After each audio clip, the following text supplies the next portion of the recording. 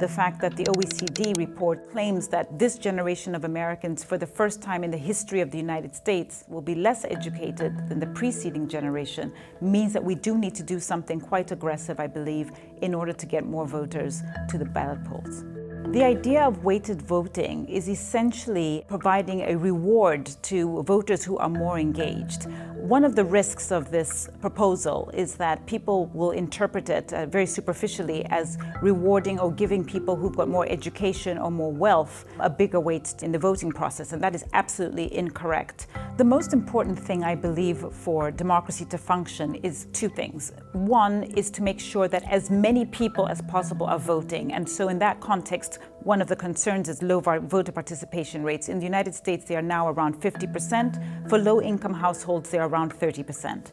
But the second thing that's critically important is that voters have an understanding of the political process. One of the big issues that has been revealed is that we're seeing a lot of disaffection, and people tend to vote for candidates based on things as basic as what color pantsuit they're wearing. And that, I think, really undermines the political process. Discussing what sorts of factors would help us understand who should be voting and how voters should be voting. I believe that having a civics program where people really understand how the government functions and who they're voting for and what those people stand for. At a very bare minimum, a civics test, and I draw really on my experience as an immigrant, would really tap into the historical context of how exactly the United States political system was established, but more specifically, it will talk about how it's structured today. For example, just a basic understanding of what the different arms of government are and how the political process works, from the role of superdelegates and delegates, but it's also about how primaries work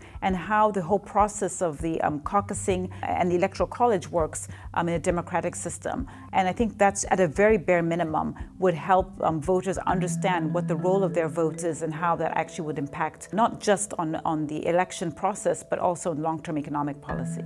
Because I'm an eternal optimist, and because we have a history where people of color were not allowed to vote, women were not allowed to vote, I imagine that there were times when there was pause and people thought, well, we really can't have a system where women voted or where minorities voted. But here we are today in a world where it is possible. And so on that basis, I don't see why we shouldn't be optimistic about reforms and innovation to the democratic process that can make it stronger and perform better. We want to make sure that people do have access to information about the candidates that they're fielding, but also make sure that they have understanding about the basic political and policy issues that are up for debate.